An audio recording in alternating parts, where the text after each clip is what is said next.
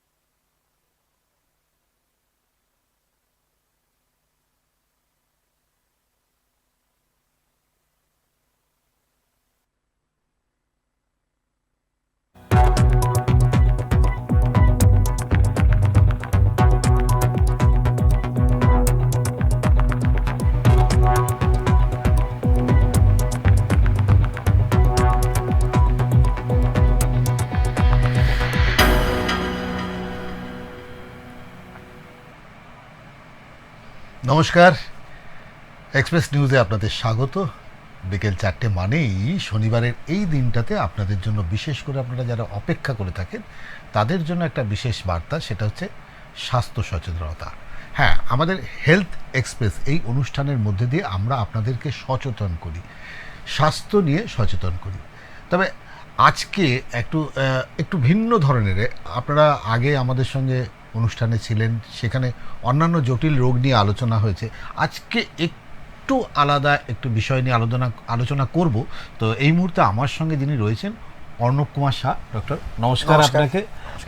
আজকে ওনাকে পেয়েছি, আর এর জন্য অবশ্যই ধন্যবাদ দেব হেলথ ওয়ার্ল্ড হসপিটাল আসানসোল।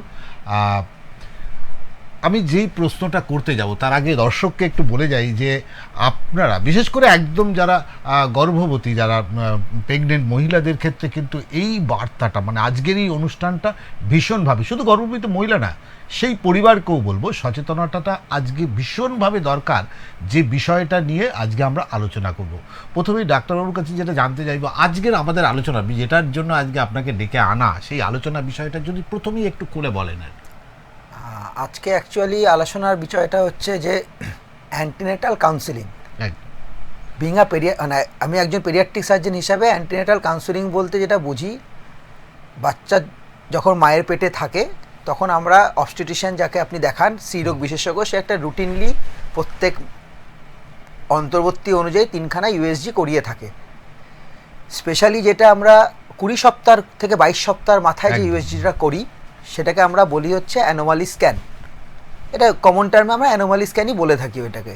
সেখানে যখন কিছু ত্রুটি বা সমস্যা দেখতে পাওয়া যায় তখন তারা কিন্তু আমাদের কাছে পেডিয়াট্রিক সার্জনের কাছে রেফার করে মাকে ও তার প্যারেন্টস, আপকামিং প্যারেন্টসদের, যে কিছু পরামর্শ দেওয়ার জন্য। তো আজকের টপিকটা অ্যাকচুয়ালি মেনলি এই অ্যান্টিনেটাল কাউন্সিলিংয়ের ওপরেই। একদম যেটা হচ্ছে, যেটা নিয়ে আপনার কাছে প্রশ্ন, ভ্রূণের হাইড্রোফ্রোনিসিস কি এবং মানে প্রসব পূর্বে অবস্থায় এটি কিভাবে শনাক্ত করা, কিভাবে বোঝা যাবে এটা? ভ্রূণ বলতে আমরা যেটা ইংলিশে বা মেডিকেল টার্মে বুঝি ফিটাল।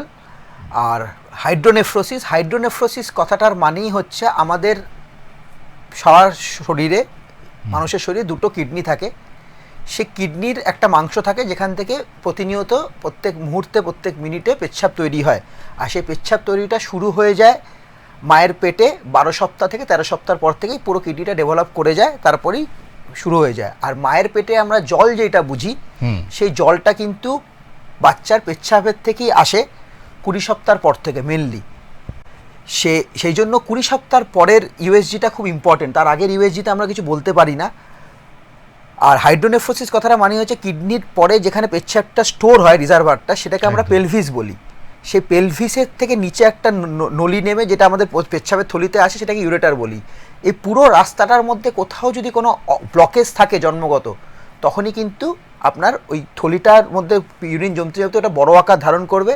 একটা বেলুনের মধ্যে জল যদি বাড়তে থাকে যেরকম দেখতে হয়, সেটাকে আমরা মেডিকেল ভাষায় হাইড্রোনেফ্রোসিস বলে থাকি। এবং এটা বোধহয় বোঝাও যায়, উপর থেকে বোঝাও যায়, কারণ ফুলে থাকে, অনেকটা ফুলে থাকে। হ্যাঁ, যদি সেরম বড় হয় তাহলে কিন্তু বাচ্চা জন্মের পরই এত বড় একটা পেটের মধ্যে গোলাকার পিণ্ড নিয়ে আসে। একদম। আরেকটা বিষয় ভীষণ গুরুত্বপূর্ণ, যে জন্মের আগে কি করে নির্ণয় করার এই যে পদ্ধতি, সেখানে একজন পিডিয়াট্রিক ডাক্তার হিসাবে কি ভূমিকা থাকে? অ্যাকচুয়ালি যে 20 সপ্তাহের মাথায় যে আলট্রাসোনোগ্রাফিটা হয়, সেখানে মেনলি যে সোনোলজিস্ট বা রেডিওলজিস্ট যে আলট্রাসোনোগ্রাফিটা করছে, সে দুটো কিডনির ওপরে ডিটেলসে কমেন্টস দেয় যে হাইড্রোনেফ্রোসিস, আর কিছু কিছু কোয়ান্টিটেটিভ প্যারামিটার্স আছে যেটা সাইজের ওপর ডিপেন্ড করে আমরা বলি যে বাচ্চাটার এই সপ্তাহে হাইড্রোনেফ্রোসিস আছে বা নেই, আর তার ট্রিটমেন্ট বা তার ফলো আপ বা তার অ্যাডভাইস টু দ্য প্যারেন্টস সেরকমভাবে আমরা দিয়ে থাকি। একদম। আমি আরেকটা প্রশ্ন যেটা যাব, যে যাদের ধরুন এরকম জটিলতা নিয়ে জন্ম নিল আর কি, যে বাচ্চাটা জন্ম নিল, জন্ম নেওয়ার পরে সেই বাচ্চাটার অস্ত্রোপচারের একটা গুরুত্বপূর্ণ, এটার একমাত্র ট্রিটমেন্ট বোধহয় অস্ত্রোপচার। হ্যাঁ, এটা সেখানে বলে রাখা ভালো যে হাইড্রোনেফ্রোসিস থাকলেই যে বাচ্চার অপারেশন লাগবে সেটা কিন্তু ব্যাপার না, কেননা অ্যাকর্ডিং টু লিটারেচার 70% থেকে 80% বাচ্চা যাটার ভ্রূণের মধ্যে হাইড্রোনেফ্রোসিস দেখা যায়, সেটা কিন্তু জন্মের পরে কিছু মাসের মধ্যে নর্মাল বিলীন হয়ে যায়। তো ইমিডিয়েটলি আমরা জন্মের পর অপারেশনটা করি না, কিছু স্পেশাল সার্কামস্ট্যান্সেস ছাড়া। তাছাড়া কিন্তু আমরা আগে ইনভেস্টিগেট করি ভালো করে, বুঝি যে আদৌ এটা অপারেশন দরকার না, ওটা এমনি ফুলেছিল, ওটা ঠিক হয়ে যাবে, তার উপর আমরা ডিসিশন নিই বা দিই বাড়ির লোককে যে অপারেশন লাগবে কি লাগবে না। মানে আপনি বলতে চাইছেন একটা দীর্ঘ পর্যবেক্ষণের অ্যাটলিস্ট কয়েক 2-3 মাস সময়, তো 2-3 মাস সময়। তার মানে এই সময়টা ভীষণভাবে যেটা করতে হবে সেটা যে ডাক্তারদের সঙ্গে পর্যবেক্ষণের, একজন চিকিৎসকের পর্যবেক্ষণে রাখার ভীষণ দরকার। আরেকটা যেটা জানবো, যাদের এটা কি দীর্ঘমেয়াদী সম্ভব না, এটা অল্প সময়? মানে যদি আপনার ডিপেন্ড করছে যে কোন জায়গায় ব্লকেজ, তার উপর ডিপেন্ড করে যে এটা একটা অপারেশন দিয়ে হবে, দুটো অপারেশন দিয়ে হবে, বা অনেক দিন লম্বা ফলো আপ লাগবে, তার উপর ডিপেন্ড করে। বাট একটা সার্জারি দিয়েও হয়ে যায়, কিন্তু অনেক সময় মাল্টিপল সার্জারিজও লাগে। আচ্ছা, মানে মাল্টিপল সার্জারিও হতে পারে। আচ্ছা, এই রোগের কি চিকিৎসা কি, অ্যাকচুয়ালি চিকিৎসা বলে কি কিছু আছে না, এই রোগ অপারেশন একমাত্র? প্রথম কথা হচ্ছে, তো এটা তো আমরা অ্যাজ এ পেডিয়াট্রিক সার্জন আমরা ওটাকে রোগ বলিই না। একদম ঠিক আছে, রোগ মানেই হচ্ছে যেটা জন্মের পরে হয়ে থাকে মানুষের। তো এটা একটা জন্মগত ত্রুটি বা ডেভেলপমেন্টাল অ্যানোমালি আমরা বলি ওটাকে, যে মায়ের পেটে যখন প্রত্যেকটা শিশু যখন বেড়ে ওঠে, তার কিছু জেনেটিক সমস্যা বা কিছু থাকলে সেটাতে কিছু কিছু ডিস্টার্ব থাকে, তো সেই ক্ষেত্রে যে ত্রুটিগুলো হয় সেটাকে আমরা ত্রুটি বলি। আর অ্যাকচুয়ালি যদি ত্রুটিটা থাকে, সার্জারি ছাড়া কিন্তু আর কোনো উপায় নেই। একদম, তার মানে একদম পরিষ্কার যারা দর্শক আছেন। তবে এটা ভয় পাওয়ার সেরকম কিছু নেই না, ভয় পাওয়ার কিছু নেই, কিন্তু আপনাকে এটাও বুঝতে হবে যে এত ছোট বাচ্চা, যেটা মেনলি আমাদের কাছে আসে, স্যার আমার বাচ্চার 1 মাস বয়স, এত ছোট বাচ্চার অপারেশন কি করে হবে, এরকম কোনো ব্যাপার না। আমরা একদিনের বাচ্চারও অপারেশন করি। আপনাকে বুঝতে হবে ডাক্তারবাবু যখন আপনাকে বলছে অপারেশনের কথা, বা আপনি যখন পিডিয়াট্রিক সার্জনের কাছে এসছেন, তার মানে কিন্তু তার অপারেশনটা জরুরি। সেটাকে ডেনায়ালে থাকলে আপনার বাচ্চারই কিন্তু ক্ষতি হওয়ার সম্ভাবনাটা বেশি। একদম। এবার একটু অন্য আপনাদের আরেকটি বিষয়ের মধ্যে দিয়ে যাব, যেটা ডাক্তারবাবুর কাছে আমার জানার ছিল, সেটা যে জন্মগত ডায়াফ্রামেটিক হার্নিয়া কি, প্রসব পূর্ব স্ক্যানে এটি কি শনাক্ত করা যায়? বা একদম, যেরকম হাইড্রোনেফ্রোসিস একটা খুব কমন ত্রুটি যেটা আমরা পেয়ে থাকি অ্যান্টিনেটাল স্ক্যানে, সেরকম কনজেনিটাল ডায়াফ্রামেটিক হার্নিয়া আমি বলতে পারবো যে hydronephrosis congenital diaphragmatic hernia is a much serious matter, যেটার অপারেশন হয়তো আপনাকে ইমিডিয়েটলি 1 সপ্তাহ জন্মের মধ্যেই করতে হয়। অ্যাকচুয়ালি আপনাকে যদি ডায়াফ্রামেটিক হার্নিয়া বোঝাতে হয়, আমাদের বুক আর পেটের মাঝখানে যে পার্টিশন ওয়াল থাকে দুদিকে দুটো, একদম ঠিক আছে, তার বুকের পার্টিশন ওয়ালের ছাদের, যদি এটাকে ছাদ ধরেন, তো ছাদের ওপরে দুদিকে দুখানা লাংস আছে, মাঝখানে হার্ট আছে, আর তার ছাদের নিচে যেটা ঘর, সেই ঘরটাকে যদি আপনি পেট ধরেন, তো পেটের মধ্যে আমাদের সব অর্গ্যান, নাড়ি ভুড়ি সব কিছু আছে। কখনো কখনো আমাদের যেই দুখানা যে ডায়াফ্রাম বললাম, যে মাংসর যে ওয়াল দুদিকে দুটো থাকে, তার মধ্যে জন্মগত এটা ডেভেলপমেন্টের সময় পুরোটা ডেভেলপ না হয়ে ফুটো থেকে যায়। সেই ফুটোটা থাকার ফলে কি হয়, পেটের নাড়ি ভুড়ি, লিভার সব বুকে উঠে যায়। সেটাকে আমরা কনজেনিটাল ডায়াফ্রামেটিক হার্নিয়া বলে থাকি, মানে যেটাকে বলছে সিডিএইচ, সিডি শর্ট ফর্মটাকে আমরা সিডিএইচ বলছেন। আর এটা শনাক্তকরণের সবচেয়ে গুরুত্বপূর্ণ কি? শনাক্তকরণ হচ্ছে এটাই যে প্রথম যে 20 সপ্তাহের মাথায় অ্যান্টিনেটাল স্ক্যান যদি হয়, বলে রাখা ভালো যে যেটা আপনাকে বললাম, যে 20 সপ্তাহের পরে যে বাচ্চা মায়ের পেটে যে আমরা জল আছে, যেটাকে বলি কম আছে, বেশি আছে, নর্মাল আছে, সেটা কিন্তু মেনলি বাচ্চার পেচ্ছাপ দিয়ে হয়।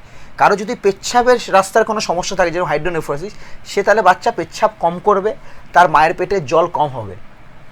আর সিমিলারলি যদি কারো খাদ্যনালী বা এরকম যার মানে গিলতে সমস্যা হচ্ছে, যেহেতু নাড়ি ভুড়ি সব পেটের উপর উঠে গেছে, তো গিলতে সমস্যা হয়, সেক্ষেত্রে কিন্তু সে বাচ্চা যখন যখন পেটের মাঝখান মধ্যে আছে, সে জলটা ঠিক করে খেতে পারে না, তো তখন কিন্তু জলটা বেশি থাকে। তো প্রথম আমরা ডাউট করি এটা দিয়ে, যে জল কম আছে না জল বেশি আছে। জল যদি কম থাকে পেটে মায়ের, তার মানে বুঝতে হবে যে বাচ্চার কিডনি রিলেটেড কিছু সমস্যা আছে। জল যদি বেশি থাকে তার মানে বুঝতে হবে বাচ্চার নাড়ি ভুড়ি বা ডায়াফ্রাম রিলেটেড কিছু সমস্যা আছে। আর এটা প্রথম যেটা দেখা যায় সেটা এই আল্ট্রাসাউন্ড যেটা আমরা বললাম, অ্যানোমালি স্ক্যান, সেটাতে ঠিক জায়গায় আপনারা করাবেন, তাহলে ওটাতে এই সব কিছু ধরা পড়ে, and it is very easy to diagnose. একদম খুব সুন্দর আমরা যাচ্ছি, যেটা যে দর্শকদের বলছি যারা এই অনুষ্ঠান দেখছেন, তারা এই অনুষ্ঠানের মধ্যে দিয়ে আমরা কিন্তু একটা বার্তা আপনাদের দিতে চাইছি। সেই বার্তাটা হচ্ছে আপনারা এই বার্তার মধ্যে দিয়ে সুস্থ থাকার বার্তা, এবং যে আগামী দিনে যে শিশুটি আছে সেই শিশুটি যাতে সুস্থ স্বাভাবিকভাবে আসতে পারে, তার আগে যেটা করতে হয় সেটা হচ্ছে একটা সঠিক ডাক্তারের পরামর্শ নিতে হয়, অর্থাৎ চিকিৎসকের পরামর্শ নেবেন। আর সেটা যদি নিতে হয় এই মুহূর্তে ডাক্তারবাবুকে আপনারা পেয়ে যেতে পারেন, সেটা হচ্ছে আমাদের অতি পরিচিত হেলথ ওয়ার্ড হসপিটাল আসানসোল। এখানে কিন্তু সব রকমের ব্যবস্থা আছে, যদিও ডাক্তারবাবু অ্যাভেলেবেল এখানে। সুতরাং এই ধরনের জটিল রোগের ক্ষেত্রে, আমি জটিল বলছি এই কারণে, কারণ এটা কিন্তু খুব স্বাভাবিক রোগ নয়। আমরা যে শিশুটা ভূমিষ্ঠ হবে, যে শিশুটা আগামী দিনে আসবে, সেই শিশুটা আসার আগে আমরা যখন তার অন্যান্য পরীক্ষাগুলো যখন করছি, তখন কিন্তু আমাদের এই পরীক্ষাটা ভীষণভাবে পর্যবেক্ষণ পরীক্ষা, কারণ এটা করার জন্য আমার মনে হয় আলট্রাসোনোগ্রাফি এগুলো ভীষণ। আমি যেন সবসময় বলে থাকি যে আপনি ডেলিভারি সরকারি হসপিটালে করান, বড় কর্পোরেট হসপিটালে করান, সুটে করান, প্রাইমারি হেলথ সেন্টারে করান, কিন্তু আমরা সবসময় অ্যাডভাইস যেটা থাকি যে আপনার মেন ফোকাস থাকবে 20 সপ্তাহের ওই অ্যানোমালি স্ক্যানটা, সেটা should be from the best possible person and centre. একদম, যেটা আপনার কাছে জানতে চাইবো যে রোগ সিডিএইচ রোগ নির্ণয় করা ভ্রূণের পরিবারের সাথে একটা আলাদা আগে তো ডাক্তারের একটা আলোচনা বা এটা নিয়ে আলোচনার দরকার হয়, সেই ক্ষেত্রে আপনি তাদেরকে কি? তো যেই মুহূর্তে আমাদের কাছে কোনো পেশেন্ট বলবো না, গর্ভবতী মা আমাদের কাছে আসে, যেরকম একটা আলট্রাসোনোগ্রাফি রিপোর্ট দিয়ে, স্পেশালি তার অবস্টেট্রিশিয়ান বা গাইনোকোলজিস্টই আমাদের কাছে পাঠায় রিপোর্টটা দেখে যে আপনি পেডিয়াট্রিক সার্জনের পরামর্শ নিন সে কি বলছে। তো সেখানে একটা শেয়ার ডিসিশন মেকিং থাকে। আমরা মেনলি যেটা দেখি যে তখন সেটা বোঝায় যে এটা কিন্তু ডায়াফ্রামটার হয়তো ফুটো আছে, সেটা ঠিক হয়ে যাবে, কিন্তু এই রোগের সবার চেয়ে বড় যেটা ভয়ের জিনিস থাকে, তার যেদিকে হার্নিয়াটা আছে, ডান দিক বা বাদিক, বাদিকটা 80%, ডান দিকটা 20% হয়, তো বাদিকটাই বেশি হয়। তো সেই দিকে বাদিকের লাংসটা একদম ডেভেলপ করতে পারে না, কেন বুকের মধ্যে যদি অলরেডি নাড়িভুড়ি বসে থাকে তো লাংসটা বড় হওয়ার জায়গায় পায় না, তার স্পেসটা অন্য কেউ নিয়ে বসে আছে। তো সেক্ষেত্রে বাচ্চার জন্মের পরেই প্রচণ্ড শ্বাসকষ্ট হয়, ইভেন বাচ্চাকে কিন্তু আমাদের জন্মের পরেই ভেন্টিলেটারে দিতে হয়। তো সেই জিনিসগুলো আমাদের, তখন আমরা শুধু আলট্রাসোনোগ্রাফির উপর ডিপেন্ড করি না, সিডিএইচ যদি ডায়াগনোসিস হয় আমরা ডেফিনেটলি দুটো জিনিস আরও করে থাকি বাচ্চার, সেটা হচ্ছে একটা হচ্ছে বাচ্চার ইকোকার্ডিওগ্রাফি হার্টের, কেননা সিডিএইচের সাথে বাচ্চার মেজর হার্টের সমস্যা থাকতে পারে। আর দ্বিতীয় কথা হচ্ছে একটা ফিটাল এমআরআই করে লাংসের অ্যাসেসমেন্টটা আমরা করি যে লাংসটা কতটা ডেভেলপড। ইউএসজিতে আপনাকে শুধু হার্নিয়াটা বলবে আর ওভারঅল বলতে পারে, কিন্তু অত ডিটেলসে আপনাকে বলবে না। তো সেই জন্য যখনই আমরা সিডিএইচ ডায়াগনোসিস করি, আমাদের next line of investigation for further plan of management, কি আমরা বাচ্চাটাকে রাখবো বা will plan for something else বা অ্যাবর্শন, সেটা ডিসিশন নেওয়ার জন্য সবার আগে আমরা যেটা করাই সেটা হচ্ছে একটা ফিটাল ইকোকার্ডিওগ্রাফি, একটা ফিটাল এমআরআই, তার উপর আমরা ডিসিশন নিই।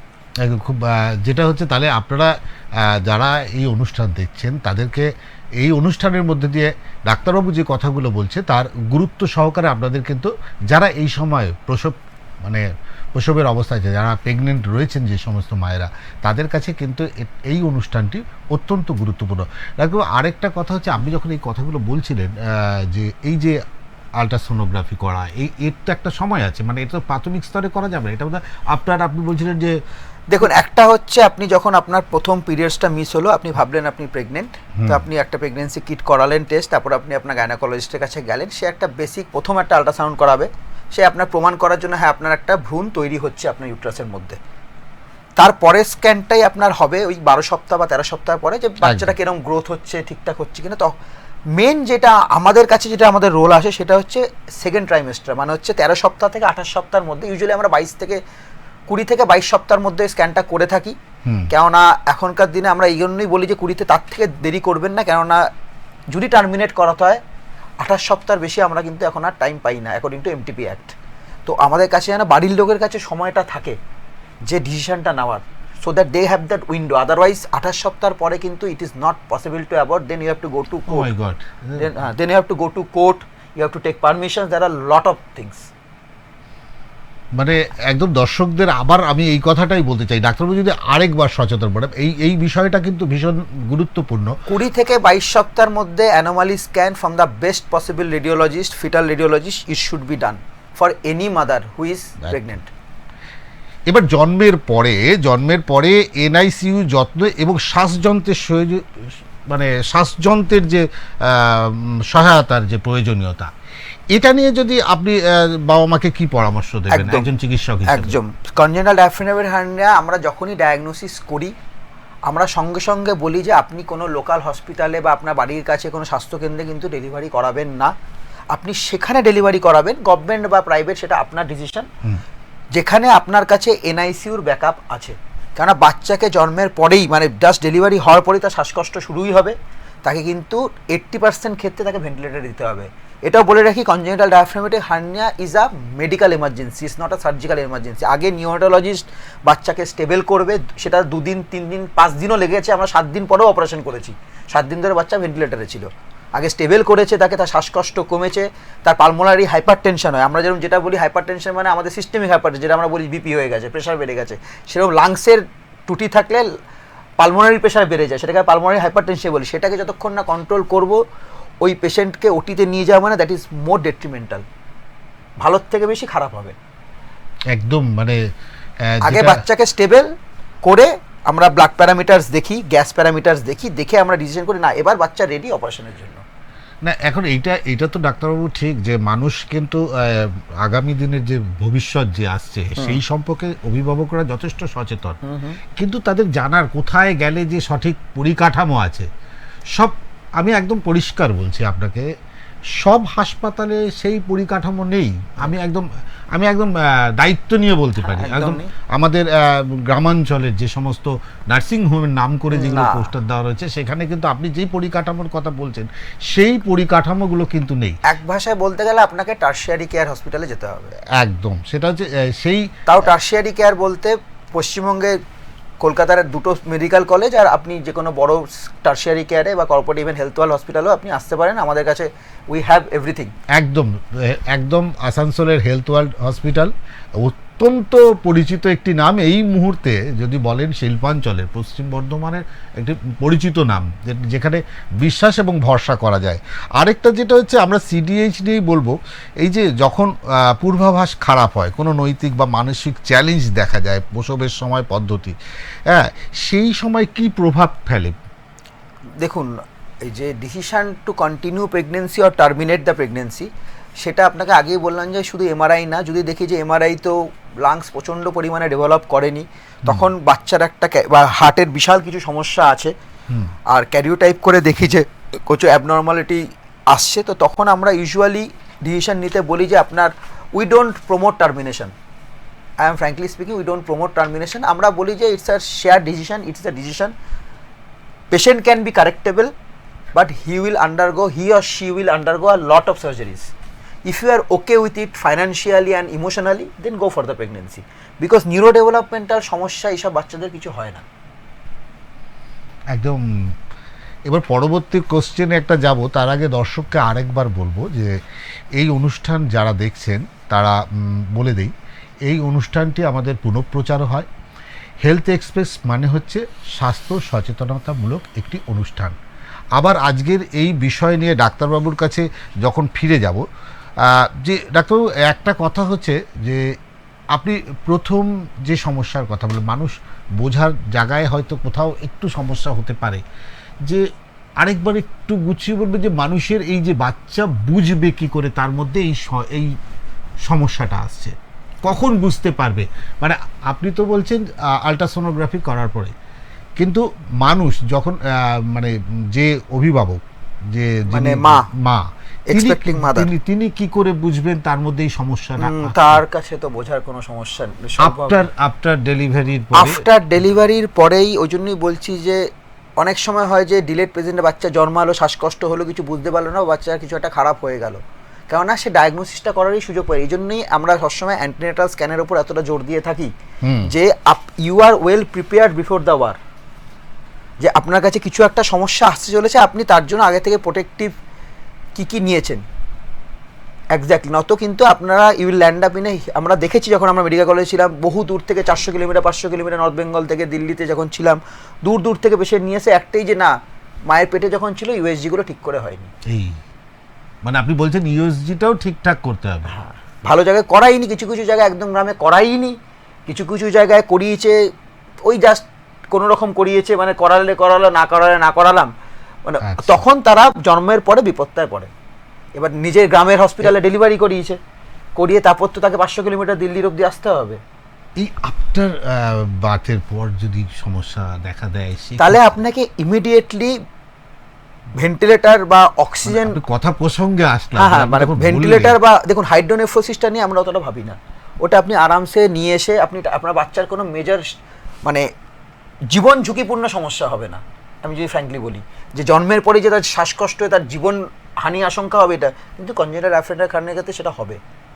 তো যদি আপনার কোনো সময় বাচ্চাকে দেখেন যে জন্মের পর শ্বাসকষ্ট, না দেরি করে একটা এক্সরে সব জায়গায় পাওয়া যায়, এক্সরে করলেই ওটা বোঝা যাবে। এক্সরে করলে এটা সমস্যা বোঝা যাবে একদম, জন্মের পর এক্সরেটা করলেই বোঝা যাবে যে সব নাড়িভুড়ি পেটের ডান বুকের ওপর চড়ে বসে আছে। সিম্পল একটা এক্সরে, আর কি সেটা সব হসপিটালে থাকে, সব হসপিটাল স্বাস্থ্যকেন্দ্রে সব জায়গায় থাকে। ওই এক্সরেটা করানোর, শ্বাসকষ্ট মানে একটা এক্সরে করান, এক্সরেটা করিয়ে ওটাতে দেরি করবেন না, এক্সরেটা করিয়ে যদি দেখেন সঙ্গে সঙ্গে বাচ্চাকে সেখানে নিয়ে যান যেখানে আপনার পেডিয়াট্রিক সার্জারি ফেসিলিটি আছে, এছাড়া কোনো উপায় আপনার কাছে নেই। তার মানে দরকার একজন পেডিয়াট্রিক সার্জন, সার্জন দরকার, surgeon with a proper NICU backup by a good neurologist and paediatrician, কেন it's a not a one man job. এটাই আমি বলতে চাইছিলাম, মানে এটা ওয়ান ম্যান জব নয়, তিনজনের উপর নির্ভর করছে, অ্যানাস্থেটিস্ট, নিউরোলজিস্ট, পেডিয়াট্রিক সার্জন। কেন আমি এইটাই, বাচ্চা আসলো হসপিটালে এমার্জেন্সি থেকে ভর্তি হলো, প্রথম কাজ হবে নিউরোলজিস্ট তাকে ভেন্টিলেটরে দেওয়া, আমার কোনো রোল নেই তখন। আচ্ছা, আমার রোলটা অপারেশনের বাচ্চা স্টেবল হওয়ার পর, মানে 3-4 দিন পরে। আচ্ছা, ওই জন্য আপনাকে বললাম যে সিডিএইচ ইজ এ মেডিকেল এমার্জেন্সি, এটা আমাদের বইও লেখা আছে, it's not a surgical emergency, it is repair surgically, but surgery is a electric process, it is not emergency. প্রথমে অ্যানাস্থেসিয়ার চ্যালেঞ্জটা হচ্ছে এরকম lung hypoplastic, already lungs develop করেনি, তাকে অ্যানাস্থেসিয়া দেওয়া, ওই জন্য অ্যানাস্থেসিয়ার পার্টটা তাকে ভেন্টিলেটর থেকে বের করা কিছুদিন পর। তো neurologist, anaesthetist and paediatric surgeon, it's need a well equipped team with a proper set up, যে আপনার কাছে ভেন্টিলেটার, কেন ছোটো বাচ্চাদের ventilator is different and is a huge cost. If you don't know, I can tell you a good ventilator, যেটা ওই 2 কিলোর বাচ্চা 2.5 কিলোর বাচ্চাকে ভেন্টিলেটার দেয়, দ্যাট নর্মাল ভেন্টিলেটারের দাম 15 থেকে 18 লাখ টাকা হয়, একটা নিউনেটাল ভেন্টিলেটারের দাম হাফ সিয়ার 50 লাখ টাকা। SLE 6000 বলে, যেটা আমাদের কাছে আছে, that cost 48 lakh something exactly. মানে আপনি ওই টাকায় 2খানা অ্যাডাল্ট ভেন্টিলেটার কিনতে পারবেন। মানে অ্যাডাল্ট ভেন্টিলেটারে আপনি ওই 2 কিলো 2.5 কিলো বাচ্চাকে শ্বাস দিতেই পারবেন না, যেই দেবেন ওর লাংস ফেটে বেরিয়ে যাবে, এত প্রেশার জেনারেট করবে, কেন ওটা অ্যাডাল্টের জন্য তৈরি হয়েছে। ম্যাক্সিমাম ইনফ্যান্ট, মানে আপনি 1 বছরের মানে 5-6 কিলো বাচ্চা থেকেও দিতে পারেন, কিন্তু ওই 1.5 কিলো 2 কিলো ওই বাচ্চাকে ভেন্টিলেটারে দেওয়ার জন্য আপনাকে ডেডিকেটেড ইনফ্যান্ট ভেন্টিলেটার লাগে।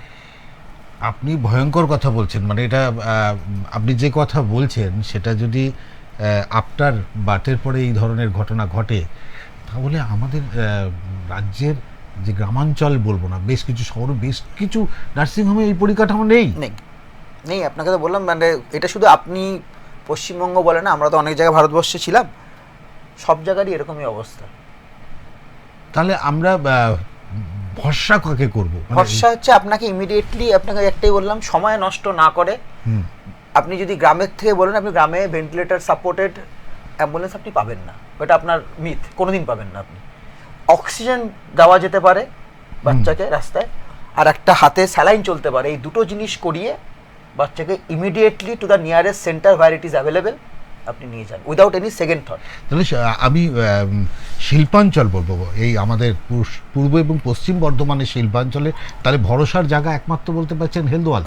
আসানসোল হেলথ ওয়ার্ল্ড একদম, যেখানে অত্যাধিক যন্ত্রপাতি আছে একদম, যেখানে আর আমরা রুটিনলি এরকম একদিনের বাচ্চা, দুদিনের বাচ্চা, বিভিন্ন ধরনের, আপনাকে তো একটা বললাম অনেক রকম সমস্যা থাকে, 3টে ওটি করতে হয়েছে, 4টে ওটি করতে হয়েছে, পায়খানার রাস্তা বন্ধ, খাওয়ার রাস্তা বন্ধ, ইসোফেগাস বন্ধ, 3টেই বন্ধ, ঠিক আছে, স্টমাক বন্ধ, পায়খানার রাস্তা নেই, ইসোফেগাস মানে খাদ্যনালী বন্ধ, ঠিক আছে, 3টেই বন্ধ। তো সেই বাচ্চাকে আমরা ছুটি করলাম 1 সপ্তাহ আগে, 3খানা ওটি হয়েছে তার 7 দিন বয়সের মধ্যে, ঠিক আছে। আচ্ছা, এটা তো আপনার বেবি গেল, আপনি যখন বললেন, আমি মানে এটা এই কারণেই বলছি যে কারণ দর্শক মোটামুটি এই অনুষ্ঠানটার ভাব বুঝতে পারে। যখন আমাদের অনুষ্ঠানের প্রথম দিকে মানুষের একটু সময় নেয় আর কি, আপনি জানেন সোশ্যাল মিডিয়া প্রচণ্ড মানুষ ফাস্ট, তারা শুধু হাতের ক্লিপ ঘোরায়। তো সেই জায়গায় দাঁড়িয়ে যারা প্রসব করেছেন, যে সমস্ত মা যারা প্রসব রয়েছেন, তাদের কাছে কিন্তু একটা বার্তা, যে আপনি যেটা বললেন আপনারটা শুনলাম, আমি চমকে যাচ্ছি, মানে যত এর ভেতরে যাচ্ছি চমকে যাচ্ছি। এবার ধরুন যারা গর্ভাবস্থায় আছে, আবার আমি প্রথম থেকে ফিরে যাচ্ছি, গর্ভাবস্থায় আছে, তারা কি করবে, তারা কিভাবে তাদের একটাই সুস্থ সন্তান প্রসব দেওয়ার জন্য, সুস্থ সন্তান প্রসব দেওয়ার জন্য যেটা আপনাকে বলতে হবে সেটা হচ্ছে প্রেগনেন্সি, যেটা আমরা একদম করে থাকি না, pregnancy at the right age, একদম ঠিক আছে। যেটা আজকালকার দিনে এই কর্পোরেট মানে প্রফেশনাল ওয়ার্ল্ডে সবাই নিজের ক্যারিয়ার বানাতে চায় সব কিছু, but I know it's difficult, আমার পক্ষে বলাটা খুব সোজা, but first pregnancy should be before 28 at least, যেটা আজকালকার দিনে হয় না। ফার্স্ট আর সেকেন্ড কি এখন ম্যাক্সিমাম একটা, ঠিক আছে, that is also coming at the age of 35, 36, 37। তো যত আপনার বয়স বাড়বে, ইভেন আপনার হাজব্যান্ডেরও বয়স বাড়বে, তো কমপ্লিকেশনস উইল কাম। আর দ্বিতীয় কথা যেটা বলার, আর কোস্যাঙ্গুইনাস ম্যারেজেস, মানে কোস্যাঙ্গুইনাস ম্যারেজেস যে জন্য কনজেনিটাল অ্যানোমালিজ এত বেশি হয়, সেটা হচ্ছে মানে নিজের আত্মীয়ের মধ্যে বিয়ে করা। It should not be done, absolutely no.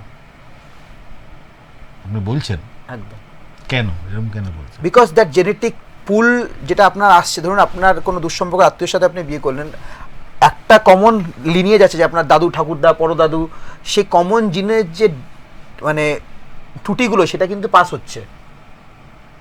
আমরা যদি জেনেটিক্সের ভাষায়, জেনেটিক যেটা বলতে জেনেটিক, হ্যাঁ, জেনেটিক্স আপনার সেই পরম দাদু থেকে আপনার ওয়াইফের কাছেও পাস হয়েছে, আপনার কাছেও পাস হয়েছে। এবার আমরা যেটাকে বলে থাকি জেনেটিক রোগগুলো দুই রকম হয়, অটোজোমাল রিসেসিভ আর ডমিনেন্ট। এবার হয়তো রিসেসিভ আপনার মধ্যে আছে, আপনার মধ্যে রোগটা, আপনার মধ্যে এমন অনেক কিছু রোগ আছে যেটা আপনার মধ্যে প্রকাশ পায়নি, কারণ হচ্ছে এটা রিসেসিভ রয়েছে। আমার মধ্যে অনেক কিছু রোগ আছে জিনের মধ্যে যেটা রিসেসিভ আছে। এবার যখনই দুটো রিসেসিভ জিন একসাথে চলে আসবে সেটা হয়ে যাবে ডমিনেন্ট, তখন এটা প্রকাশ পাবে। খুব চমকপ্রদ ব্যাপার। আসলে সেই কারণে আমরা বলি আত্মীয়ের মধ্যে বিয়ে করতে না, দুটো রিসেসিভ জিন যখনই একসাথে ফার্টিলাইজড হয়ে একসাথে একটা হিউম্যান বিং এর মধ্যে আসলো, দেন দ্যাট ডিজিজ উইল ম্যানিফেস্ট। একদম টোটালটাই কিন্তু বিজ্ঞান ভিত্তিক কথাবার্তা, এখানে কোনো বিজ্ঞান ছাড়া কথা হচ্ছে না সত্যি। যার কারণে বোধহয় আমাদের পূর্ববর্তী উত্তরসূরিরা এই একই পরিবারের মধ্যে বিয়েটাকে কোনোভাবেই মেনে নিতেন না। এটাই একটা বড় দিন। এবার আমরা যেটা যাবো সেটা হচ্ছে যে কথাটা নিয়ে আমি একটা প্রসঙ্গে যখন ডাক্তারবাবুর সঙ্গে কথা বলছিলাম যে রোগটা কী এবং কিভাবে হয়, সেটা নিয়ে যখন ডাক্তারবাবু একটা ছবির মতো আমাকে দেখাতে চাইছিল, আমিও চেষ্টা করবো আপনাদের সেই ছবিটা এই অনুষ্ঠানের মধ্যে দিয়ে দেখাবার। তবে ডাক্তারবাবুকে আবার বলছি যে রোগটা কি, যেটা নিয়ে কেন দর্শক খুব উৎসাহী হয়ে পড়েছে, কারণ আমরা এমন একটা জায়গায় পর্যায়ে চলে গেছি, তাদের কাছে কিন্তু এটা ভীষণভাবে ইন্টারেস্টেড হচ্ছে। আপনি যখন আমাকে প্রথম বলছিলেন যে হাইড্রোনেফ্রোসিস, এই বিষয়টা যদি একটু আরেকবার, যারা দর্শক আছে, আমি জানি এই মুহূর্তে যে দর্শকরা অনুষ্ঠানটা দেখছেন যারা, তাদের কাছে খুব ইম্পর্টেন্ট। আমিও আজকে আপনাদের এখানে এই অনুষ্ঠানের মধ্যে থেকে, কেন আগামী প্রজন্ম যে সন্তানটা পৃথিবীতে আসছে, সেই সন্তানটা যেন সুস্থ এবং স্বাভাবিকভাবে আসে, তার জন্যই কিন্তু আজকের এই অনুষ্ঠান। আর সেই জন্যই কিন্তু ডাক্তারবাবুকে আমরা এখানে আজকে আনতে পেরেছি এবং খুব মূল্যবান বিষয় নিয়ে। ডাক্তারবাবু আবার একটু বিষয়টা, কারণ দর্শক মোটামুটি আমাদের অনুষ্ঠানের মধ্যে রয়েছে। হাইড্রোনেফ্রোসিস কথাটা যদি আপনাকে বুঝতে হয়, এটা দুটো শব্দ দিয়ে তৈরি হয়। আমাদের ডাক্তারি শাস্ত্রে ম্যাক্সিমাম শব্দগুলি ল্যাটিন শব্দ থেকে আসে, হাইড্রো আর নেফ্রো। হাইড্রো মানে আপনি বোঝেন জল, hydro electric power, everything. Hydro মানেই হচ্ছে জল।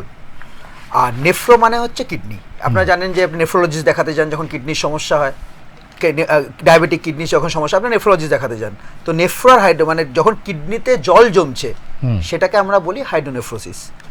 এবার কিডনির একটা মাংস থাকে, তার সামনে দুটো বেলুনের মতো জায়গা থাকে, যেটাকে রিজার্ভার বলে, সেটাকে বলে পেলভিস। আর তার থেকে আর একটা সরু একটা নল নামে, যেটা দুদিক থেকে নেমে আলটিমেটলি ওটা পেচ্ছাবের থলি বা ব্লাডারে ঢোকে, তারপর ওখানে ইউরিনটা জমা হয়, তারপর আমরা পেচ্ছাবের নালি দিয়ে পেচ্ছাবটা করে দিই, মেল আর ফিমেল ইউরেথ্রা দিয়ে আমরা পেচ্ছাব করি। এটা হচ্ছে টোটাল একটা বেসিক অ্যানাটমি। আপনার যে কিডনি থেকে যেটা বেলুনটা যেটাকে আপনার বললাম যেখানে রিজার্ভার, তার থেকে যখন ইউরেটারটা তৈরি হচ্ছে সেখানটা যদি বন্ধ থাকে একদম, তাহলে কিন্তু আপনার তো কিডনি তো জল বানাচ্ছে, ইউরিন বানাচ্ছে মায়ের পেট থেকে 20 সপ্তাহ পরেই আপনাকে বলেছি যে 20 সপ্তাহ পর থেকেই কিডনি হচ্ছে মেন মায়ের পেটের জলের উৎস। মায়ের পেটের জলের উৎসই হচ্ছে বাচ্চার দুটো কিডনি। আচ্ছা, তার আগে 20 সপ্তাহ আগে হচ্ছে মায়ের প্লাসেন্টা, তারপরেই হচ্ছে মেন জলের উৎসই হচ্ছে বাচ্চা কতটা জল খাচ্ছে। আর সেই মানে বলতে অদ্ভুত লাগে যে নিজের হিসু সে নিজেই খায়। আচ্ছা, হ্যাঁ, ঠিক আছে, মানে সেই হিসু করলো মায়ের পেটে, সেই জলটাই সার্কুলেট আর পুরোটাই স্টেরাইল। তো হিসু করলো, সেই জলটাও খেলো। হিসুটা ঠিক করে না হলে মায়ের পেটে জল কমে যাবে, জলটা ঠিক করে গিলতে না পারলে মায়ের পেটে জল বেড়ে যাবে। ঠিক আছে, তো সেই থেকে আমরা ইনিশিয়াল বুঝি যে সমস্যাটা কোন জায়গায়। যেটা আপনাকে বলছি, হাইড্রোনেফ্রোসিস যদি কিডনির ওখানে বন্ধ থাকে তাহলে কিন্তু মায়ের পেটে জলটাও কমতে পারে, অনেক সময় নাও কমতে পারে, কিন্তু আস্তে আস্তে ওই হাইড্রোনেফ্রোসিস কিডনিটা বড় হতে থাকে, ওটা চাপ দেবে, আস্তে আস্তে সেই কিডনিটা কিন্তু খারাপ হতে থাকবে। ওই জন্য বাচ্চার জন্মের পরেই যদি আপনার হাইড্রোনেফ্রোসিস কোনো স্ক্যানে থাকে, আপনার রুটিন ফলো আপে প্রত্যেক 2 সপ্তাহ 3 সপ্তাহ যেরকম আপনাকে পেডিয়াট্রিক সার্জন বলবে, কেন আমরা গ্রেড করি যে কাকে 2 সপ্তাহ অন্তর অন্তর ইউএসজি করাবো, কাকে 4 সপ্তাহ অন্তর, কাকে আগে ডেলিভারি করাবো, কাকে না একদম টার্মে নিয়ে গিয়ে 9 মাসে নিয়ে গিয়ে ডেলিভারি করবো, সেগুলো আমাদের মেডিকেল কিছু গাইডলাইন্স আছে, তার উপরে কিন্তু আপনাকে ফলো আপে থাকতে হবে। আর জন্মের পরেই ইমিডিয়েটলি আফটার জন্ম পেডিয়াট্রিক সার্জনের কাছে যাবেন।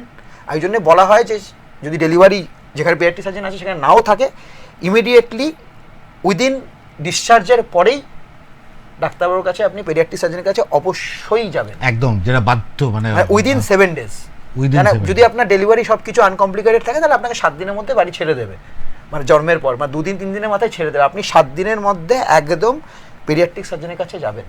আনটিল আনলেস পেডিয়াট্রিক সার্জনকে আপনি যদি দেখেন, যখন বাদিকে আমরা কিছু কিছু সময় থাকে যে মায়ের পেটে জল খুব কমে গেছে, বা দুদিকের কিডনিতেই জল জমতে শুরু করে, দুদিকেই বন্ধ, তাহলে তখন কিন্তু আমরা বলি ইমিডিয়েটলি সেই জায়গায় ডেলিভারি করান যেই জায়গায় পেডিয়াট্রিক সার্জন অ্যাভেলেবেল, কেন আপনাকে তখন আর্জেন্ট ইন্টারভেনশন করতে হবে। আদারওয়াইজ যদি একদিকের কিডনি ফোলা থাকে, দুদিকের না থাকে, তাহলে আপনি একটা মেন প্রথম কাজ হচ্ছে জন্মের 7 দিনের মাথায় একটা আল্ট্রাসোনোগ্রাফি ভালো জায়গা থেকে। ভালো, আপনি আল্ট্রাসোনোগ্রাফিটা করতে বলছেন ভালো জায়গা থেকে, মানে এই কেন যারা এটা রুটিনলি করে থাকে, কেন ultrasonography I should not ultrasonography রেডিওলজিস্টকে দিয়ে, নট ফ্রম দ্য সোনোলজিস্ট। এই তো রেডিওলজিস্ট দিয়ে। বিষয়টা হচ্ছে যে পাড়ায় পাড়ায় ব্যাঙের ছাতার মতো এরকম বহুত আল্ট্রাসোনোগ্রাফির এরকম চেম্বার রয়েছে, এবং সেইগুলোর উপরই মানুষের বিশ্বাস, সেখানে টাকার একটা অনেক হেরফের, তার রুগীদের ধারণা হচ্ছে ডাক্তারদের বোধহয় এর সঙ্গে একটা কোনো যোগাযোগ আছে, কিন্তু একজন চিকিৎসকের কাছে একটা সঠিক রিপোর্টটা তো খুব গুরুত্বপূর্ণ। মানে এটা আপনি ভেবে দেখুন যে আপনার জীবন, আপনার বাচ্চার সারা জীবন ডিপেন্ড করবে আপনার ওই 1000-1500 টাকার উপর। না, আমি বলছি যে একটা রিপোর্টের উপর নির্ভর করে একদম একটা পরীক্ষা, কেন ওটা আমাদের চোখ। হ্যাঁ, এটা হচ্ছে আমাদের চোখ, মানে আমাকে যা দেখাচ্ছে রেডিওলজিস্ট, আমি তো পেটের ভেতর চোখ দেখে দেখতে পাচ্ছি না, আমাকে আল্ট্রাসোনোগ্রাফিতেও যা বলছে, ও যদি বলে যে হাইড্রোনেফ্রোসিস ঠিক হয়ে গেছে, তার মানে ঠিক হয়ে গেছে, তাহলে আর আমি কিছু করবো না।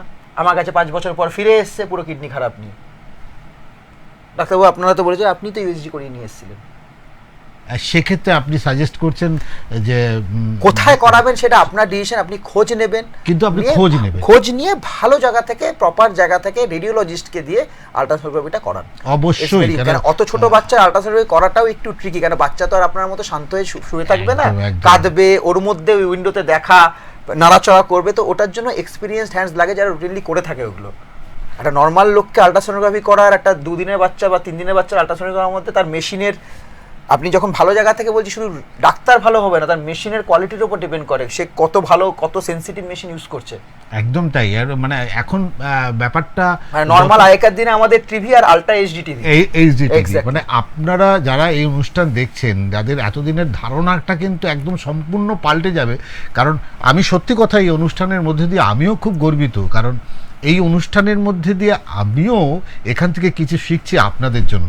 কারণ এই শিক্ষাটা আমাদের উভয়েরই হচ্ছে।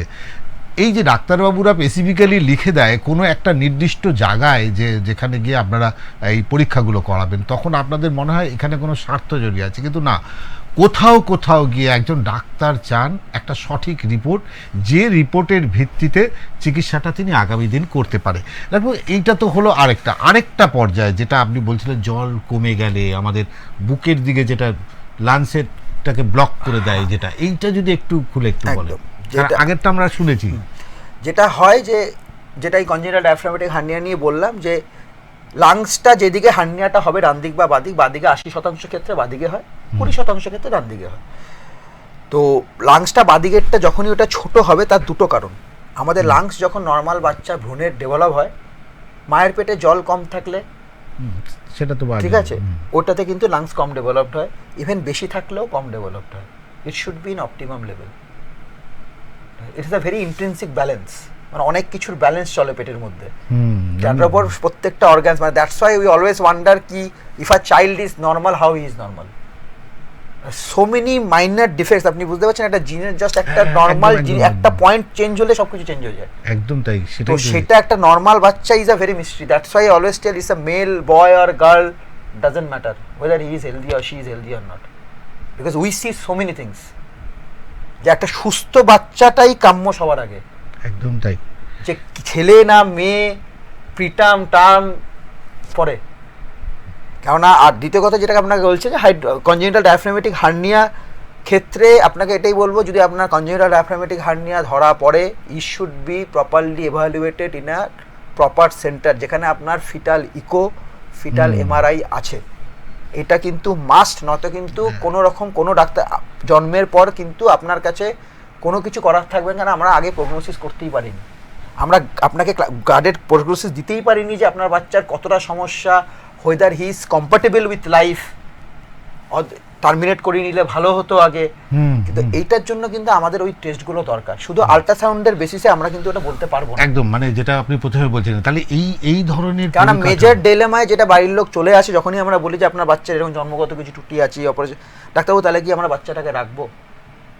That is the first question. আচ্ছা, কারণ এটা হলে তো বোধহয় কেউই চাইবে না তার কোনো বাচ্চা ডিফেক্টিভ আসুক বা খারাপ আসুক। তার বাচ্চার জন্মের পরে, যখন আমি জানতে পাচ্ছি আমার বাচ্চার জন্মের পরে এত কিছু সমস্যা আছে হবে, কেউই তো চাইবে না। মানে বোথ ইমোশনাল অ্যান্ড ফাইন্যান্সিয়াল, দুটো ক্ষেত্রেই দুটোই important, both emotional and financial. একদম তাই, ঠিক আছে। তো সেক্ষেত্রে যেটাই বলার, যে প্রগনোসিস করতে গেলে আপনি ইউএসজিটা ভালো জায়গা থেকে 20 থেকে 22 সপ্তাহের মধ্যে, so that you can get a 1 month period to decide, or we get a 1 month period to decide whether this child can be kept with further tests or whether this child can be aborted. Abortion decision absolutely parents there. We always say it's a guarded prognosis. Guarded prognosis যদি বাংলা বলতে পারেন, যে খুব একটা ভালো কিছু হবে না, that is called guarded prognosis. Then your decision, okay, now we'll go. আমাদের অনেক সময় হয় যে আজকাল যেটা আপনাকে বলছিলাম, যে ওল্ড প্যারেন্টস, আইভিএফ বেবি, সেখানে লাখ লাখ টাকা জড়িয়ে থাকে। তো যত আইভিএফ বেবি লাখ লাখ টাকা, তো সেখানে তারা very hesitant. But if you abort that baby, that means your 20-25 lakhs rupees is gone, absolutely in drain, মানে no trace of that money. একদম তাই, তাই না? তো সেক্ষেত্রে তারা অনেক অ্যাডামেন্ট হয়ে যায় না, ডাক্তারবাবু তাহলে জন্মের পর কি লাগবে। It's savable provided the all parameters are good. Mainly যদি হার্টের সমস্যা বিশেষ কিছু না থাকে, আমি এখনো বলবো, যদি হার্টের সমস্যা, মেজর কিছু কনজেনিটাল অ্যানোমালি, যেটা আমরা সবচেয়ে বেশি ভয় পাই, ডায়াফ্রামেটিক হার্নিয়ার সাথে হার্টের ফুটো থাকে, যেটা বাংলায় বলি হার্টে ফুটো। কনজেনিটাল হার্ট ডিজিজ যদি মেজর কিছু না থাকে, খুব একটা সমস্যা হয়তো জন্মের পরে একটু স্টর্মি হবে, কোর্সটা বাচ্চা ভেন্টিলেটরে থাকবে, হয়তো আপনাদের কিছু খরচাও হবে, but ultimately child survive and he has a normal life. মানে সেটা স্বাভাবিক। একদম, মানে যেটা বলছেন সেটা হচ্ছে, দেখুন, আগামী প্রজন্ম আসার জন্য একটা বাবা মা চায় একটা সুস্থ পরিকাঠামো, যেখানে তার বেবিটা নিশ্চিন্তে চিকিৎসাটা। এখানে বলে রাখা হয়, আপনাকে যেহেতু এত কিছু আমরা বললাম ডিটেলসে, যে আপনি হয়তো কোথাও সোনোলজিস্ট দেখালেন, আপনাকে বললো যে আপনার বাচ্চার কনজেনিটাল ডায়াফ্রামেটিক হার্নিয়া আছে, আপনি কোনো পেডিয়াট্রিক সার্জনের ওপিনিয়নই নিলেন না, সোজা গিয়ে অপারেশন করে দিলেন। এইটা কিন্তু করবেন না। কেননা আমি এটাই বলছি যে সবার কিন্তু খারাপ হয় না। ডায়াফ্রামেটিক হার্নিয়া আছে, তার অপারেশন লাগবে। এখন আমরা দূরবীন দিয়ে করি, 3টে ফুটো করে করি বুকের মধ্যে, পেট কেটেও করতে হয় কখনো কখনো, কিন্তু বুকে ফুটো করে মিনিমাল অ্যাক্সেস, যেটা ল্যাপারোস্কোপি বলি, আর বুকের মধ্যে ফুটো করে দূরবীন ঢোকালে মাইক্রো সার্জারি। তো মাইক্রো সার্জারি করে হয়, 3টে ফুটো করে হয়, আপনি কিছু দেখতেও পাবেন না। ঠিক আছে, কিন্তু কথাটা হচ্ছে যে তার আগে সেই ক্লাসিফিকেশনটা করা একদম, আপনার বাচ্চা কি হাই রিস্কে পড়ছে, আর ঠিক আছে ডায়াফ্রামেটিক হার্নিয়া আছে, বাকি সব প্যারামিটারস আর ফাইন, একটা অপারেশন লাগবে, বাকি ইট উইল বি ফাইন। মানে ডায়াফ্রামেটিক হার্নিয়া মানে তাকে অ্যাভয়েড করিয়ে দেবো, এরকম কিন্তু ভাবার কোনো কারণ নেই। আচ্ছা আচ্ছা আচ্ছা আচ্ছা। তাহলে এই যদি এই রকমের জটিলতা খুব মারাত্মক জটিল আকার ধারণ করে কোনো মায়ের ক্ষেত্রে, ধরুন সেটার তো একটা সীমাবদ্ধতা আছে, আপনি যেটা বারবার বলছিলেন, কেন অ্যাবর্শন হচ্ছে একটা জায়গা যেটা it's traumatic, emotionally traumatic and medico legal also, it's medico legal. সেই জায়গা তো একজন চিকিৎসক হিসাবে সেই অভিভাবকদের বোঝানোটা, হ্যাঁ, তো বোঝানো তো ওই জন্যই তো ওই জন্য আপনাকে বলা হলো যে উই ক্যান সাজেস্ট যে we can go for termination of the pregnancy, but we never say কি go for termination, we say it's a guarded until unless it's a measure. যেরকম কিছু কিছু বাচ্চার মাথায় ডেভেলপ করে না, ফার্স্ট ট্রাইমেস্টার স্ক্যানেই বোঝা যায়, তখন ওটাকে টার্মিনেট করতেই হয়। বা হার্ট নেই, একদিকে লাংস নেই, হাত পা নেই, তো দ্যাটস আর অবভিয়াস, যেটাতে আপনার টার্মিনেশন বলতে কোনো কেন, those are non viable foetus, মানে হচ্ছে সে জন্মের পরেই মরে যাবে, মানে ও বা ডেলিভারি হবে হচ্ছে মৃত, ডেড বর্ন, স্টিল বর্ন বলি আমরা ওটাকে, মানে মায়ের পেট থেকেই ডেডই বেরোবে। সেক্ষেত্রে আমরা টার্মিনেশন একদম ক্লিয়ারলি লিখে দিই, but we can see that this child will be delivered, she will have some medical problem or surgical problem, but she will not die or he will not die immediately. So we cannot tell until unless it's a very life মানে হার্টে বিশাল সমস্যা আছে যে ঠিক আছে, otherwise no, we never promote termination, no. Time period আর danger period, এই দুটোকে আপনি কিভাবে ভাগ করছেন? টাইম পিরিয়ড আর ডেঞ্জার পিরিয়ড বলতে হচ্ছে টাইম একটা বেবির যদি এরকম অবস্থা থাকে সেক্ষেত্রে সেই টাইমটা মানে 20 সপ্তাহ একটা বলছেন, তার আগে এটা করা যায় 20 সপ্তাহ থেকে 22 সপ্তাহ আল্ট্রাসোনোগ্রাফিটা। আপনাকে একটাই কথা বলছি বারবার, যে আপনি যদি এই অনুষ্ঠান থেকে একটাই টেক হোম মেসেজ নিয়ে যেতে চান, সেটা হচ্ছে গেট ইউর অ্যানোমালি স্ক্যান, বা 20 থেকে 22 সপ্তাহের মধ্যে, তার বেশি দেরি করবেন না, from the best possible place you can access. যদি সেটা কেউ না ওভারকাম করে যায় সেক্ষেত্রে যদি তাহলে তো জন্মের পরে বা থার্ড টাইমেস্টারে অনেক সময় কি হলো যে না আমরা দু জায়গা থেকে সোনোলজিস্ট করেছি, আমাকে গাইনোকোলজিস্ট বললো আপনি অমুক জায়গা থেকে আর একটা লাস্ট স্ক্যানটা ডেলিভারির আগে, সিজারের আগে ওখান থেকে, ওখানে তখন ধরা পড়লো, কারণ ওটা ভালো জায়গায় গেছে, তখন আমাদের কাছে আর কিছু করার নেই। You have to deliver the baby, you have to deliver the baby, rest then depends on the god and our skills and everything. মানে আজকের আপনারা বুঝতে পারছেন যে সমস্ত মায়েরা, গর্ভবতী মায়েরা আছেন যারা আগামী দিনে তাদের সন্তানকে পৃথিবীর বুকে আলো দেখাবেন, তাদের বাবা মার, মানে আমি উভয়কেই বলছি, শুধু মা নয়, বাবা এবং মা উভয়ের একটা দায়িত্ব থেকে যাচ্ছে যে যাকে আনছেন তাকে সুস্থভাবে আনতে গেলে একজন শিশু রোগ বিশেষজ্ঞ অবশ্যই থাকবে, তবে একজন পেডিয়াট্রিক ডাক্তার, যেটা আমরা একদম যেটা আমরা জানি যে একটা গাইনো ডাক্তার হলেই বোধহয় সবকিছু হয়ে যায়, সিজার করে দিল, আফটার সিজার বেবি আমরা বাড়ি নিয়ে চলে আসলাম। এক্স্যাক্টলি, ইভেন আমরা দেখেছি বাচ্চা লোকাল নার্সিং হোমে ডেলিভার হয়েছে, পেডিয়াট্রিশিয়ান কে অ্যাটেন্ড করেছে বা না করেছে আমি জানি না, because they charge a little bit of money to attend a delivery, সেই টাকাটাও বাঁচানোর জন্য ডেলিভারি হয়েছে, গাইনোকোলজিস্ট ডেলিভারি করে অবভিয়াসলি চলে গেছে, বাচ্চার পায়খানার রাস্তা নেই, কেউ দেখে অবধি নেই, 3 দিনের মাথায় পেট এরকম ফুলিয়ে নিয়ে এসেছে। তো ওই জন্যই একটা ট্রেন পেডিয়াট্রিশিয়ানের থাকার খুব ইম্পর্টেন্ট, এই কারণেই এটা আমাদের একদম ডিকটাম যে একটা বাচ্চা যখনই ডেলিভারি হলো, যখনই মায়ের পেট থেকে বেরিয়ে পেডিয়াট্রিশিয়ানের হাতে দিল, পোছাটুচি করার পর তারা পায়খানার রাস্তাটা আর মুখের মধ্যে দিয়ে একটা টিউব দেখে এই দুটোর পেটেন্সি আছে কিনা ওটা দেখে নেয় দুধ খাওয়ানোর আগে, একদম খুব মানে দুটো মানে মুখ দিয়ে একটা ফিডিং টিউব ঢুকিয়ে দেখে নেয় যে আপনার ইসোফেগাসে কোনো ব্লক নেই, পায়খানার রাস্তাটা একবার দেখে নেয় যে পায়খানার রাস্তাটা আছে বা নেই, যদি থাকে ওর মধ্যে একটা ফিডিং টিউব ঢুকিয়ে দেখে নেয় যে ওটার মধ্যে তো কোনো ব্লক নেই, ওপরে কোনো ব্লক নেই, নিচে কোনো ব্লক নেই, that's a dictum, then you start feed, মানে ব্রেস্ট মিল্ক আপনার বেবির পরে, তারপরে বেবি, এটা আপনারা তো জানেন না কেন, এটা ডিকটাম, এটা ওটিতে হয়েই আসে, এটা হয়েই আসে, ভালো জায়গায় ওটা ওটিতে পেডিয়াট্রিশিয়ান করেই তারপর ওয়ার্ডে নিয়ে আসবে বা এনআইসিইউতে আপনার কাছে দেবে বাচ্চাকে। একদম ভীষণ, আজকের এই অনুষ্ঠানটা সত্যি কথা বলছি ভীষণ গুরুত্বপূর্ণ ছিল। আমি আপনাদের এই অনুষ্ঠানের মধ্যে দিয়ে যে বার্তাটা পৌঁছালো সেটা হচ্ছে, আমরা অনুষ্ঠান করি, স্বাস্থ্যসম্মত অনুষ্ঠান করি, আমরা এর আগে বিভিন্ন বিষয় নিয়ে প্রোগ্রাম করেছি, কিন্তু এই আজকের যে আলোচনার বিষয় ছিল, এই আলোচনার বিষয়ের গুরুত্বটা এতটাই বেশি ছিল, আপনাদের পরিষ্কার এই কারণেই বলছি, কারণ আমরা কিন্তু খুব ভাবিত, কারণ আমরা দেখেছি আমাদের পরিবেশের আশেপাশে, আমাদের সোসাইটির আশেপাশে এই ধরনের বাচ্চা কিন্তু যখন ভূমিষ্ঠ হয় তখন তো বাবা মার আর্তনাদ দেখেছি, এক হাসপাতাল থেকে আরেক হাসপাতাল, আমি এরকম দেখেছি, কিন্তু উপায় নেই। কিন্তু তার আগে সচেতন হওয়ার কিন্তু জায়গা রয়েছে, কারণ সচেতন হওয়ার জায়গা রয়েছে বলতে একজন আমি বলবো প্রকৃত মানে ঠিকঠাক পেডিয়াট্রিক ডাক্তারের কাছে আপনাদের যেতে হবে, একদম ভুল করবেন না। শুধু গায়নো ডাক্তার বা চাইল্ড স্পেশাল ডাক্তারের উপর নির্ভর করে থাকলে চলবে না। পেডিয়াট্রিক একটি ডাক্তারের যে প্রয়োজন আছে এটা হয়তো অনেকেই আমার মনে হয় জানতে পারেননি, বা আজকের এই অনুষ্ঠানের মধ্যে দিয়ে আপনারা হয়তো তার গুরুত্ব অনুভব করছেন। তবে আমি একদম আমাদের অনুষ্ঠান তো একদম শেষের পর্বে, সেই জায়গায় দাঁড়িয়ে আজকের অনুষ্ঠানের সারমর্ম যেটা বলবো, এই অনুষ্ঠানের মধ্যে দিয়ে যদিও আজকের এই অনুষ্ঠানের যাদের হাত ধরে এই অনুষ্ঠানের সফলতা আসছে, হেলথ ওয়ার্ল্ড হসপিটাল আমাদের আসানসোলের, আর আপনারা দেখছেন এই মুহূর্তে হেলথ এক্সপ্রেস। ডাক্তারবাবু, একদম আমাদের অনুষ্ঠান একদম শেষের দিকে একজন পেডিয়াট্রিক ডাক্তার হিসাবে, চিকিৎসক হিসাবে কি বার্তা আপনি দেবেন, যেই বার্তাটা ভীষণভাবে আগামী প্রজন্মের কাজে লাগবে?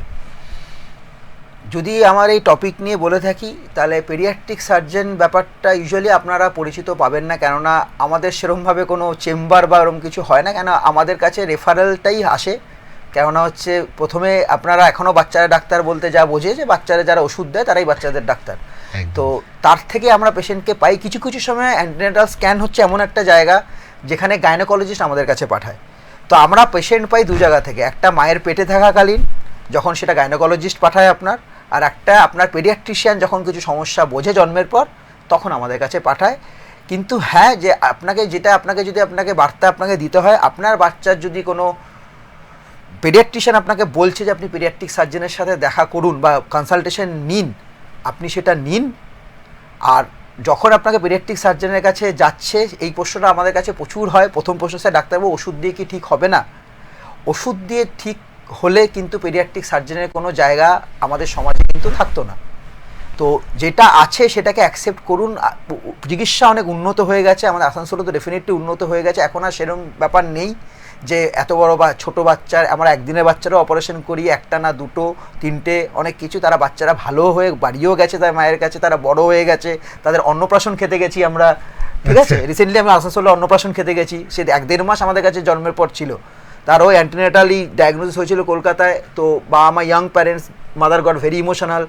তো ওখানে বলেছিল টার্মিনেট করে দিতে, তো ওরা টার্মিনেট করেনি। They are from good well to do family, টাটাতে চাকরি করে তার বাবা। তো সে ডেলিভার্ড করায় আসানসোলে আমাদের হেলথ ওয়ার্ল্ডে। সে বাচ্চা আমাদের কাছে 1.5 মাসের মধ্যে 2টো ওটি হয়েছে। সে এখন বড় হয়ে গেছে, আমি আপনাকে বলছি এটা এখন সে অলমোস্ট ইয়ার নাও।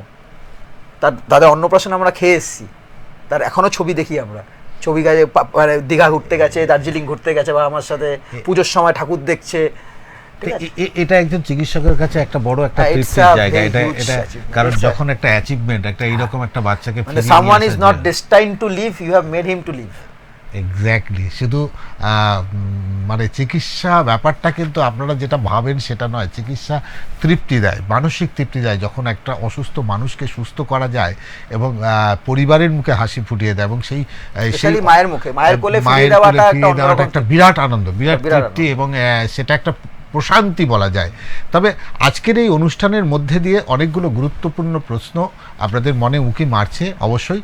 আর যারা এই অনুষ্ঠান দেখছেন, এই অনুষ্ঠানের পাশাপাশি বলে দিই আমাদের নিজস্ব ওয়েবসাইট আছে এবং নিজস্ব আমাদের ইউটিউব লিঙ্ক আছে, সেখানে গিয়েও আপনারা এই অনুষ্ঠান দেখতে পারেন, এবং আপনারা সেখানে আপনাদের মন্তব্য, যদি কোনো মায়ের মধ্যে কোনো শঙ্কা বা প্রশ্ন থাকে, বা পরিবারের মধ্যে বাবা মায়ের মধ্যে কোনো প্রশ্ন থাকে, তাকে কিন্তু আপনারা সেখানে গিয়ে আপনারা আপনাদের কমেন্ট করতে পারেন। আর আপনাদের চিকিৎসা পরিকাঠামো দেওয়ার জন্য নির্ভরযোগ্য যদি প্রতিষ্ঠান বলি, বাংলায় বলছি, আমি একদম পরিষ্কার এই বাংলায় বলছি, সেটা আসানসোলের হেলথ ওয়ার্ল্ড হসপিটাল। একদম সম্পূর্ণ পরিকাঠামো নিয়ে, এটা কোনো আমরা বিজ্ঞাপনের রংচং দিয়ে বলছি না, কারণ এখানে যারা চিকিৎসা করান, মানে চিকিৎসা যারা করান তাদের আত্মতৃপ্তির জায়গা, এখানে যারা চিকিৎসক হিসাবে আছেন তারাও কিন্তু গর্বিত বোধ করেন যে এইরকম একটা পরিকাঠামো। সবচেয়ে বড়, একজন চিকিৎসক একটা ভালো পরিকাঠামো পেলে তার চিকিৎসা করতেও ভালো লাগে।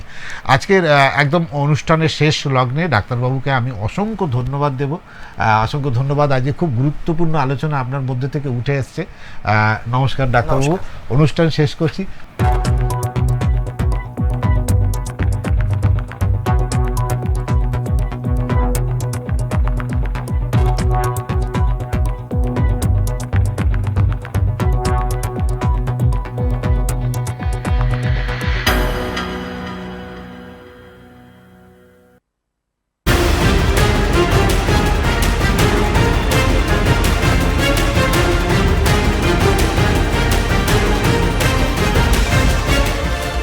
এই হলো ডেডলাইন কমিউনিকেশনস প্রাইভেট লিমিটেড।